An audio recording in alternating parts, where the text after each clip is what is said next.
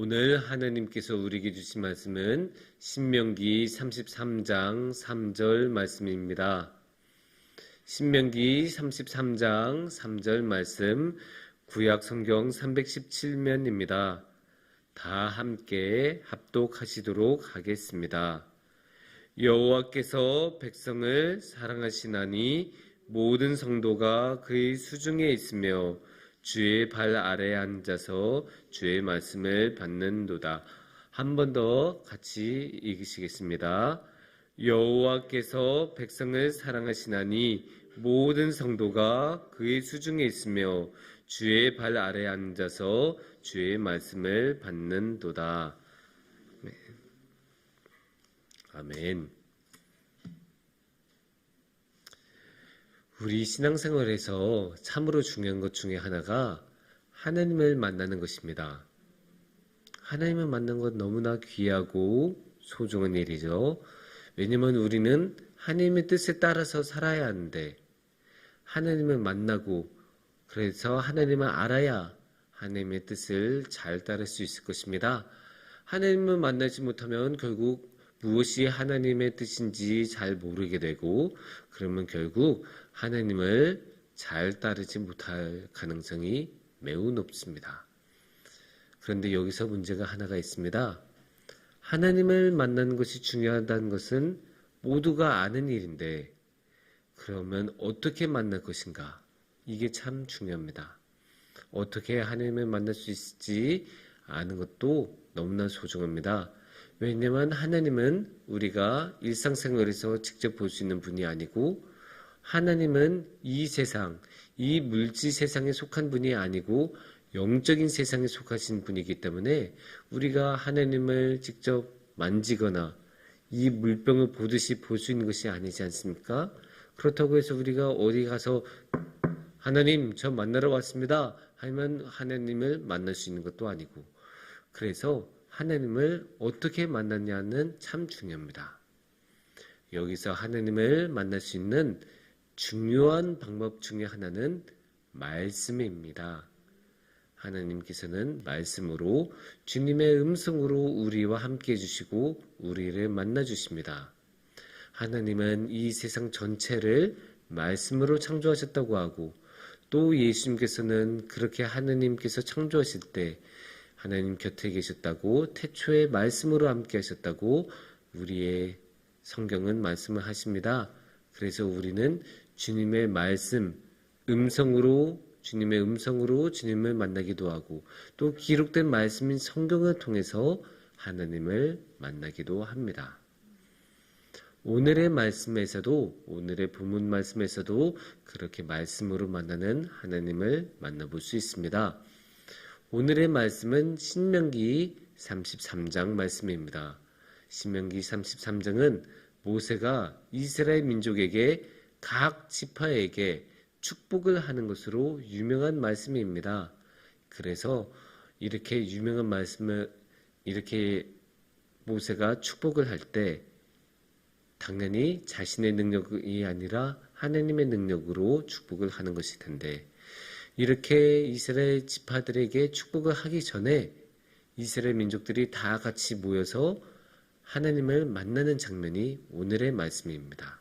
그래서 오늘의 말씀에서는 이렇게 말씀하고 있습니다. 오늘의 말씀 3절 말씀입니다. 여호와께서 백성을 사랑하시나니 모든 성도가 그의 수중에 있으며 주의 발 아래에 앉아서 주의 말씀을 받는도다. 아멘. 여기서 이렇게 이스라엘 민족은 하나님 앞에 나왔습니다. 그리고 드디어 하나님을 만납니다. 하나님은 어떻게 만나죠? 말씀으로 만난다고 합니다. 왜냐? 하나님께서 친히 나와서 말씀을 주시고 그 말씀을 이스라엘 민족은 받는다고 오늘의 말씀은 말씀하고 계시기 때문입니다. 이렇게 말씀을 하시고 이 모세의 축복이 모세가 각 지파에게 하는 축복이 이어집니다. 그런데 사실 모세가 하는 축복은 자세히 읽지 않아도 그 내용을 알 것 같습니다. 왜 그럴까요? 이게 보면 모세는 여기서 자기 개인의 자격으로 이스라엘 지파들에게 축복을 하는 것이 아닙니다. 모세는 하나님을 대신해서 이스라엘 지파들을 축복하는 장면입니다. 왜냐? 하나님하고 이스라엘 민족하고 만나는 자리인데 여기서 모세는 하나님을 대신해서 이스라엘 민족에게 말을 전하고 있기 때문입니다. 그렇기 때문에 모세는 이렇게 자기가 생각하는 대로 이스라엘 민족에게 말을 건네는 것이 아니라 하나님의 말씀을 듣고 그 말씀을 이스라엘 민족에게 전하는 그런 상황입니다. 그렇다면 여기서는 모세가 무엇을 생각하냐가 중요한 게 아니라 하나님께서 무엇을 생각하냐가 중요할 것입니다. 그리고 하나님께서 어떤 생각을 하시는지는 오늘의 말씀에서 너무나 정확하게 나오고 있습니다. 오늘의 말씀 3절에서는 이렇게 시작을 하고 있습니다. 여호와께서 백성을 사랑하시나니 여호와께서 백성을 사랑하시나니 그러면 하나님께서는 어떻게 생각하고 계신다는 거죠? 사랑. 하나님께서는 이스라엘 백성을 너무나 사랑하십니다. 이렇게 사랑하신다면 하나님께서는 어떠한 말씀을 하실까요? 당연히 가장 좋은 말을 해주시겠죠. 왜냐? 너무나 당연해요. 사랑하니까. 사랑하는 사람한테는 가장 좋은 것만 주고 싶고 사랑하는 사람한테는 말도 가장 좋은 말만 해주고 싶습니다. 그건 너무나 당연한 일입니다. 예를 들면 우리가 사랑하는 자녀들에게 무슨 말을 한다. 그러면 당연히 좋은 말만 해줄 것 아닙니까? 어떤 사람이 이 세상을 떠나기 전에 사랑하는 자녀에게 유언을 남기는데 그 유언에서 험담하고 너 그때 왜 그랬어? 막 이런 식으로 타박하고 그러겠습니까? 그럴 리가 없지 않습니까? 자신의 모든 사랑을 담아 내가 그동안 널 너무나 사랑했다. 이렇게 사랑을 고백하기도 하고 앞으로 너희 앞길에 정말 좋은 일만 있기를 내가 너무나 바랄게. 그렇게 말하기도 하고 내가 저 천국에서도 널 위해서 기도하고 있을게. 이렇게 말하기도 할 것 아닙니까? 그러니까 하나님께서도 그냥 우리하고 만나시는 분이 아니지 않습니까?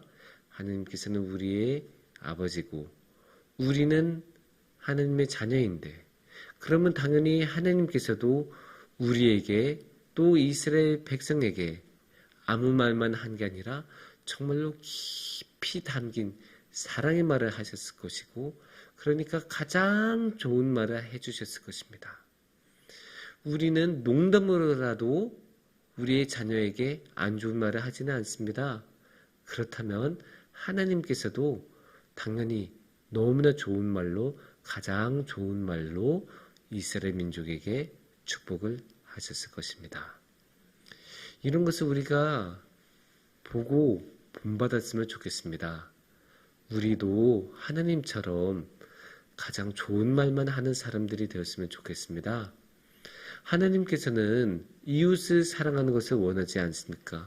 성경에서 이웃을 사랑하라고 얼마나 여러 번 말씀을 하고 계십니까? 그렇다면 우리도 이웃을 사랑하는 게 당연할 것이고 그렇다면 그 사랑하는 마음을 담아서 이웃에게 말을 하는 것도 너무나 당연할 것입니다. 그런데 그러지 못한 경우가 얼마나 많아요. 저 자신도 그래요. 저도 가장 가까운 이웃, 가족에게 예쁘지 못한 말을 하는 경우도 있고 이웃에게 냉담하기도 했었고 모진 말을 할 때도 있고 말로 상처를 줄 때도 있습니다. 우리 모두 그렇지 않습니까? 살을 깊지 못하는 말을 할 때도 있고 말실수할 때도 있고 너무나 상처를 주는 말을 할 때도 있습니다. 하지만 그런 말실수를 줄일 수 있는 가장 좋은 방법은 사랑하는 것입니다.